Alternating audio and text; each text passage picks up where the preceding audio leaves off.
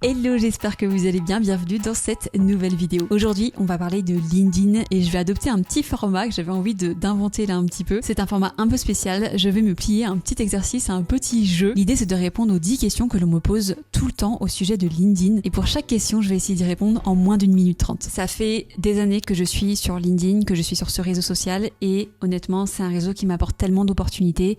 C'est le réseau social qui a fait totalement décoller mon activité. Ce réseau, il est vraiment sous-estimé, notamment dans les pays francophones, alors qu'il est extrêmement puissant parce que l'algorithme nous met énormément en avant même quand on démarre.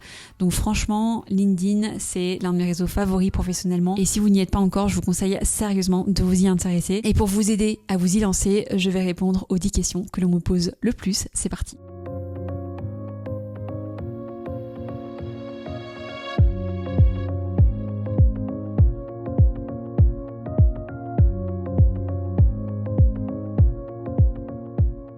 La première question que je reçois souvent, je n'aime pas les contenus que je vois sur LinkedIn. Est-ce que je dois vraiment me lancer sur ce réseau ? Je vais vous confier un truc, ça fait 7 ans que je suis sur LinkedIn. J'approche les 40 000 abonnés, je fais environ 300 réactions sous mes posts en moyenne. Et pourtant, j'ai vraiment une stratégie qui, je pense, est un peu particulière concernant mon activité sur ce réseau. Parce que de 1, le temps que je passe sur mon fil d'actualité est très restreint. Du coup, j'ai vraiment fait en sorte de voir que des posts qui m'intéressent sur mon fil d'actualité. Pour ça, c'est très simple, j'ai eu le réflexe de 1, de m'abonner et d'activer la petite cloche de notification sur le profil LinkedIn des créateurs de contenu qui m'intéressent pour que quand je me connecte à mon compte LinkedIn, je vois que des contenus que j'adore. Ce que j'ai fait aussi, c'est que de 2, j'ai aimé et commenté ces posts-là en fait dès que je les ai vus pour que l'algorithme m'envoie les prochains posts de ces créateurs de contenu en priorité sur mon fil d'actualité. Et de 3, j'ai eu le réflexe aussi de zapper les posts qui ne m'intéressent pas pour ne pas charger inutilement mon cerveau, mais aussi pour faire comprendre à l'algorithme que ce type de contenu ne m'intéresse pas. Et surtout, je vais pas vous mentir, je passe très peu de temps au final sur mon fil d'actualité LinkedIn. Pourquoi ? En fait, j'ai remarqué qu'il y a vraiment 2 mondes sur les réseaux sociaux. Il y a ceux qui créent et ceux qui regardent, ceux qui consomment le contenu. Pour être honnête avec vous, j'ai décidé de faire partie de la première team. C'est pour ça que j'ai un peu du mal à comprendre cette réflexion qu'on peut avoir sur LinkedIn. Parce que, en fait, si les posts vous plaisent pas, ça veut pas dire que vous devez pas y être, en fait. Au contraire, ça veut dire qu'il y a justement une énorme place pour que vous puissiez proposer quelque chose de nouveau, pour que vous puissiez faire mieux, en fait. Alors faites et surtout, profitez-en parce que vraiment, LinkedIn, c'est vraiment le réseau social qui m'apporte plus de clients naturellement et c'est le réseau social où l'algorithme est vraiment le plus sympa. Donc ne vous arrêtez pas aux posts qui ne vous plaisent pas sur LinkedIn. Au contraire, prenez le pouvoir et créez. Voilà pour la première question. Je sais pas si j'ai réussi à faire cette réponse en moins d'1 minute 30. Je laisserai mon monteur faire l'arbitre et me dire si j'ai réussi à tenir le timing. Voilà, j'espère que j'ai réussi. Deuxième question que je vois beaucoup, c'est comment créer du contenu LinkedIn sans y passer des heures par jour. La meilleure stratégie selon moi pour réussir à avoir des clients qui viennent à vous naturellement, c'est la création de contenu. Et personnellement, je prends qu'une journée par mois pour créer tout le contenu LinkedIn pour le mois. C'est tout. Et en plus, il faut savoir que c'est vraiment le cœur de ma stratégie commerciale. Donc ça veut dire que vous n'êtes même pas obligé de faire autant. Pendant une journée, je crée les posts et ensuite je les programme et comme ça, je n'ai plus du tout à y penser durant tout le mois. C'est selon moi vraiment la meilleure technique. J'ai testé plein d'autres choses, c'est celle-là la meilleure. Mes contenus, ils sortent tout seuls au fur et à mesure des semaines, j'ai juste à répondre aux commentaires et les clients viennent à moi naturellement. Donc pas besoin de partir dans une stratégie de prospection hyper compliquée, vous allez contacter à la main des personnes en espérant qu'elles deviennent vos clients. Formez-vous pour vraiment savoir quoi publier et connaître les meilleures techniques pour générer de l'engagement, c'est-à-dire générer un maximum de réactions sur vos posts pour avoir le maximum de visibilité et ensuite vendre. Travaillez aussi votre profil sérieusement, ça vraiment c'est hyper important pour convertir. Et surtout, publiez régulièrement. Mais en tout cas, ce qui est sûr, c'est que ça ne doit pas prendre trop de temps. Pas besoin de publier tous les jours et pas besoin d'y passer des heures et des heures par semaine. Voilà pour la deuxième question. Troisième question que j'entends souvent, quand je poste sur LinkedIn, je ne reçois pas beaucoup de réactions. Pourquoi je me prends des vents ? J'ai remarqué un truc assez fou sur LinkedIn depuis 7 ans. C'est que même si ce que vous partagez a énormément de valeur, que vous partagez des vrais conseils hyper concrets, ça veut pas du tout dire que ça va marcher. 90% du temps, quand votre post ne fonctionne pas, c'est pas parce que ce que vous dites n'est pas intéressant. Ne pensez pas ça, surtout, sinon vous allez vous démotiver très vite. C'est juste parce que votre publication ne respecte pas les codes d'écriture de LinkedIn. 90% du temps, le problème vient de là. Il y a vraiment des codes, des manières d'écrire pour capter l'intention et surtout avoir envie de s'engager en commentaire par exemple ou en achetant le produit et service. C'est hyper précis et l'avantage c'est que c'est une méthode, donc ça s'apprend. Et une fois qu'on la maîtrise, une fois qu'on la connaît, on sait écrire des posts hyper rapidement et des publications qui génèrent vraiment des j'aime et des commentaires. Avec une première phrase qui capte vraiment l'intention des internautes et qui leur permettent d'arrêter de scroller, avec un post hyper simple et rapide à lire, avec aussi des mots bien choisis choisi. Bref, ça s'apprend. C'est pour ça qu'il y a un énorme module dans ma formation LinkedIn entièrement dédié au copywriting. C'est comme ça que ça s'appelle, vraiment cette technique de rédaction qui permet de capter l'attention. Voilà pour cette 3e question. C'est parti pour la 4e question que j'adore et que je reçois tellement. Parfois, je veux faire une publication et je vois que le sujet a déjà été traité par un concurrent. Comment faire ? Je vous arrête tout de suite. Il faut vraiment comprendre une chose. Ce n'est pas parce qu'un concurrent, un confrère a déjà abordé votre sujet que vous ne pouvez pas le faire. Pourquoi ? Déjà parce que tout le monde, tout LinkedIn ne va pas voir la publication de votre confrère. Au contraire, vraiment sortez-vous ça de la tête. Il va seulement toucher une petite partie de ses abonnés et des personnes aussi qui ne le connaissent pas. Mais c'est une mini partie de LinkedIn. En plus, vous n'avez pas forcément le même réseau, la même communauté, donc vous n'allez pas toucher les mêmes personnes. Et surtout, votre manière de présenter les choses sera différente, sera unique. En fait, si vous voyez que le sujet a déjà été traité, c'est même un point hyper positif. Moi, quand je vois qu'un de mes confrères a traité un sujet et que ça cartonne, je me dis, ok, ce sujet-là plaît, ce sujet-là a une audience qui attend vraiment une solution sur ce thème. Donc je vais l'aborder, en fait, je vais en profiter pour aborder ce sujet-là dans une de mes prochaines publications. Faut vraiment voir ça, en fait, au contraire, comme un signal hyper positif. Et en fait, je vais même aller plus loin, c'est-à-dire que plus vous serez nombreux à aborder un sujet spécifique, plus les internautes auront l'habitude et le réflexe de suivre des personnes qui traitent de ce sujet-là. Donc, si un confrère a déjà parlé d'un sujet que vous voulez aborder et que le post fonctionne, vous pouvez vous dire, ok, génial, trop bien, ça veut dire que ça intéresse. Il faut y aller à fond. Et si le post de votre confrère n'a pas fonctionné, ça veut pas dire que le sujet n'est pas bon, ça veut peut-être juste dire qu'il n'a pas su adopter les codes de LinkedIn, donc justement profitez-en. Et vous, formez-vous, adoptez les bons codes et traitez le sujet d'une manière encore plus poussée avec votre ton, votre personnalité. Autre question, comment savoir quoi publier sur LinkedIn ? Si vous vous posez cette question, c'est que vous avez oublié une première étape, c'est de créer la stratégie. Parce qu'une fois que vous avez défini une vraie stratégie de contenu, vous avez des idées de contenu pour des années en fait. Moi personnellement, j'ai des milliers d'idées de contenu qui attendent à être utilisées. Donc normalement, si votre stratégie elle est bien faite, elle est bien composée, vous n'êtes pas du tout censé manquer d'idées. C'est pour ça que dans ma formation de LinkedIn, la première chose que je vous propose de faire, c'est de créer la stratégie et on la crée ensemble. Une fois que c'est fait, une fois que votre stratégie elle est créée, vous n'avez plus besoin d'y revenir en permanence en fait. Vous êtes tranquille pour au moins 1 an. Et pendant 12 mois, vous avez une multitude de contenus qui cartonnent. Parce que je vais pas vous mentir, mais les idées qui fonctionnent vraiment, elles ne tombent pas du ciel. Vous devez définir vos objectifs, définir très très précisément votre audience, les cibles que vous visez et notamment leurs problématiques. Vous devez aussi définir votre histoire, vos forces. Vous devez vous connaître par cœur pour savoir notamment quel ton adopter, mais aussi savoir vraiment quoi publier. Et enfin, vous devez connaître aussi les tendances du moment, les sujets qui cartonnent en ce moment. Donc travaillez votre stratégie, c'est pour moi la meilleure technique, le meilleur moyen d'avoir une multitude d'idées de contenu pendant des mois. C'est parti pour la 6e question. Est-ce que LinkedIn est vraiment pertinent pour tous les métiers et tous les secteurs d'activité ? En fait, la réponse elle est simple. Plutôt que de vous demander si LinkedIn est intéressant pour votre métier ou secteur d'activité, demandez-vous simplement si votre cible y est présente. J'ai remarqué que les plus présents sur LinkedIn aujourd'hui, ce sont des cadres, des entrepreneurs, des salariés, des chefs d'entreprise, des professionnels de ressources humaines aussi.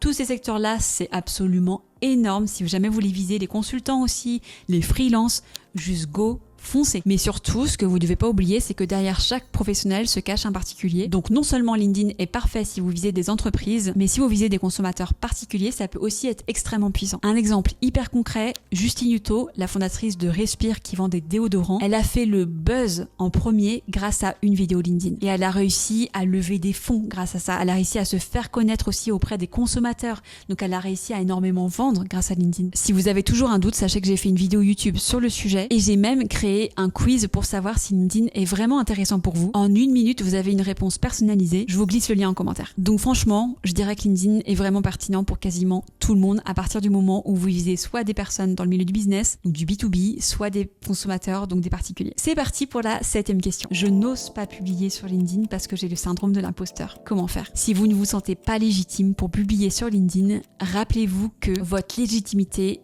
elle vient de vos connaissances. En fait, ce qu'il faut vraiment comprendre, c'est que dès que vous en savez un petit peu plus que votre lecteur, vous avez déjà une longueur d'avance. Il est même très probable que la plupart des gens ignorent totalement ce qui vous semble évident. Donc plutôt que de bugger et de rester concentré sur votre syndrome de l'imposteur et surtout de vous en servir comme excuse, concentrez-vous surtout sur toutes les personnes que vous allez pouvoir aider et lancez-vous. 8e question, comment avoir des milliers d'abonnés sur LinkedIn ? J'ai moi-même environ 40 000 abonnés et j'y suis arrivée clairement en publiant régulièrement. La constance, c'est la clé. Plus vous publiez, plus vous avez la chance d'atteindre votre audience, mais surtout partager de la qualité, de la valeur, que ce soit des conseils, des réflexions, votre histoire, et répondez à un vrai besoin de votre cible. Et surtout, j'ai compris une chose, c'est que sur LinkedIn, même avec 100 000 abonnés, on peut faire un post qui va générer seulement 10 commentaires. À l'inverse, un compte qui a 500 abonnés peut générer des centaines de commentaires et atteindre les 500 000 vues juste avec un seul post. C'est l'énorme force de l'algorithme de LinkedIn. Il privilégie la pertinence et la qualité du contenu plutôt que la quantité d'abonnés. Alors surtout si vous vous lancez, juste profitez-en. Et enfin, gardez une chose, si vous voulez augmenter votre nombre d'abonnés, construire une communauté, ça prend du temps. Il m'a fallu des années pour atteindre 40 000 abonnés vraiment qualifiés et en fait c'est juste normal. Si vous voulez faire les choses bien et vraiment avoir des abonnés qui vous intéressent, à qui vous allez pouvoir vendre quelque chose, ça va prendre du temps. Et c'est ok en fait, parce que vous allez vous améliorer au fur et à mesure et surtout vous allez apprendre à gérer une communauté au rythme de son ascension. Donc vaut mieux pas que ça aille trop vite. Voilà pour ma réponse à cette question. C'est parti du coup pour la 9e question. Peut-on rester vraiment soi-même sur LinkedIn ? En fait je vais vous dire, c'est même la clé pour réussir. Moi-même sur LinkedIn je le remarque vraiment, c'est l'authenticité qui fait la différence. Si votre contenu est trop lisse ou trop corporate, en fait ça ne va pas marcher, personne ne le lira. Il faut vraiment rester vous-même. Je vois plein de comptes LinkedIn qui reprennent vraiment des tendances, ils reproduisent simplement ce qu'ils voient, mais c'est une très mauvaise idée. Non seulement c'est pas ça qui va générer de vrais résultats, mais en plus, en tant que créateur de contenu, si vous commencez à copier un peu ce que vous voyez à droite à gauche, vous allez vous lasser hyper rapidement, parce que ça n'a aucun sens en fait de faire ça à long terme. Personnellement, le combo parfait selon moi, c'est un mélange d'authenticité et de professionnalisme, parce que oui, vous pouvez totalement être vous-même en partageant de la valeur et en restant professionnel. Donc oui, c'est carrément possible, mais par contre, il faut vraiment travailler son positionnement et le ton que vous allez employer. Et il y a tout un module dans la formation que je propose à ce sujet, où vraiment je vous aide à définir le ton parfait pour respecter votre identité et votre personnalité tout en parlant à vos cibles, parce que j'ai vraiment réalisé que c'est un point indispensable pour tenir à long terme. Et c'est la dernière question. Déjà, combien de fois publier pour réussir le plus vite possible ? Bon, je vais être honnête avec vous, sur LinkedIn, je vois un tas de comptes publiés tous les jours, voire même plusieurs fois par jour. L'avantage qu'ils ont en faisant ça, c'est que à force de publier, statistiquement, ils ont vraiment beaucoup plus de chances de créer une communauté très rapidement. Mais personnellement, je publie que 2 fois par semaine. Pourquoi ? Déjà de 1, parce que je suis chef d'entreprise avant tout. LinkedIn, c'est que un outil pour moi pour me faire connaître et avoir un flux continu de clients qui viennent à moi naturellement. Mais je veux pas que ça me prenne trop de temps. De 2, je veux absolument privilégier la qualité. Et personnellement, j'ai remarqué que quand je commence à publier plus, je sens bien que mes posts, ils finissent par perdre en qualité. Et en fait, ça me pose problème. Pour moi, le plus important, c'est d'apporter de la valeur et de proposer vraiment de la qualité. Et de 3, j'ai remarqué un truc assez fou. J'ai remarqué que ce n'est pas parce que je vais publier plus que je vais avoir plus de réactions sous mes publications et que je vais avoir plus de résultats. Au contraire, j'ai déjà publié plus et en fait ça m'a apporté moins de résultats. J'ai une théorie à ce sujet, je pense que de cultiver la rareté est une vraie force sur les réseaux sociaux aujourd'hui. Vu que je prends moins la parole que d'autres, ma communauté a tendance à me mettre plus en avant, a tendance à beaucoup plus m'écouter et à interagir du coup beaucoup plus en commentaire. Comme si ma parole avait tout d'un coup plus de valeur. Vous savez, c'est comme quand on est dans un groupe et qu'on entend toujours le même parler. Au bout d'un moment, on va moins l'écouter, alors que celui qui est silencieux, qui est un petit peu plus discret, on va beaucoup plus l'écouter quand il va prendre la parole. Parce qu'indirectement, il a cultivé la rareté de sa parole qui a pris de la valeur. Voilà, j'ai répondu aux 10 questions que l'on me pose absolument tout le temps sur LinkedIn. J'ai essayé d'y répondre en moins d'1 minute 30 à chaque fois. J'espère que ces conseils vous ont plu. Vous allez pouvoir les retrouver sur mes comptes Instagram et LinkedIn. Puisque je sais pas si vous l'avez deviné, mais la raison pour laquelle j'ai répondu en moins d'1 minute 30, c'est que ça me permet de faire des petits extraits que je vais pouvoir envoyer sur LinkedIn et sur Instagram. C'est très puissant. Si la vidéo vous a plu, n'hésitez pas à la commenter et à l'aimer. N'hésitez pas à me dire quelle astuce vous parle le plus, qu'est-ce qui vous aide le plus. Et dites-moi aussi si vous êtes présent sur LinkedIn. Franchement, ça m'intéresse carrément.